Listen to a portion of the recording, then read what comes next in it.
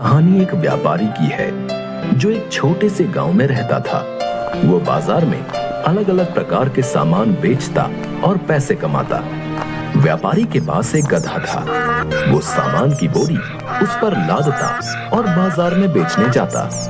व्यापारी अपने गधे का अच्छे से ख्याल रखता था। वो जानता था कि उसके व्यापार के लिए उसका गधा बेहद जरूरी है। वो उसे बहुत बढ़िया खाना देता था। गधा जवान और शक्तिशाली था।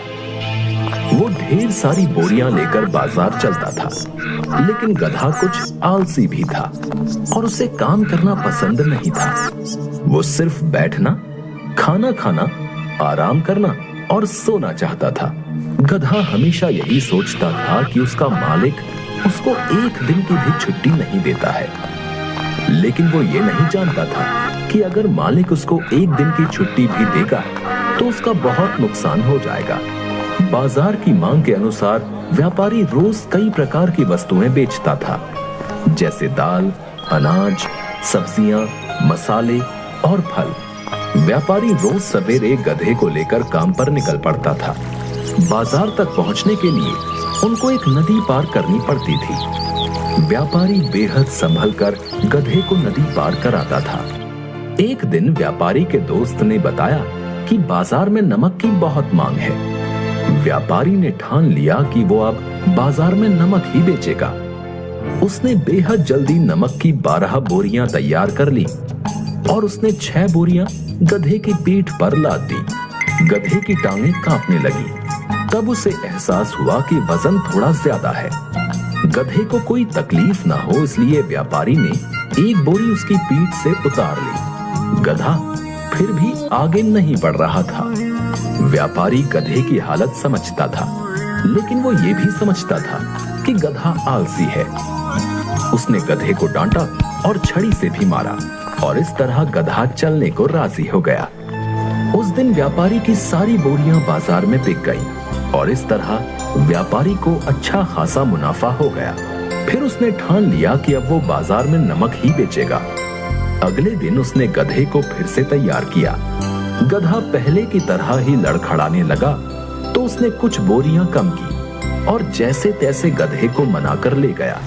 नदी पार करते समय गलती से गधे का पैर फिसल गया और वो पानी में गिर गया। इससे काफी सारा नमक पानी में घुल गया और गधे का वजन आधे से भी हल्का हो गया। गधे को चलने में आसानी होने लगी, लेकिन व्यापारी का काफी नुकसान हो गया था। अगले दिन जब नमक की बोरियां लादकर व्यापारी गधे के साथ नदी पार कर रहा था, तो गधे ने सोचा कि कल जब मैं नदी में फिसला था तो वजन कम हो गया था। उसने सोचा कि क्यों ना इस बार भी जानबूझकर फिसल जाऊं तो मेरा वजन कम हो जाएगा। इस तरह वो जानबूझकर फिसल गया और काफी सारा नमक नदी में घुल गया और फिर एक बार व्यापारी को नुकसान हो गया। इस तरह से उसने रोजमर्रा की आदत बना ली और काम से बचने के लिए व्यापारी का नुकसान करने लगा। व्यापारी भी समझ गया था कि गधा जानबूझकर ये सब कर रहा है, लेकिन कुछ कर नहीं पा रहा था। उसने अपने दोस्त को ये समस्या बताई। दोस्त ने उसको सलाह दी कि कोई ऐसी चीज इस्तेमाल करो जो पानी में गिरने से वजन में बढ़ जाए। तो व्यापारी ने दिमाग लगाकर बोला कि ऐसी चीज तो केवल रुई ही हो सकती है।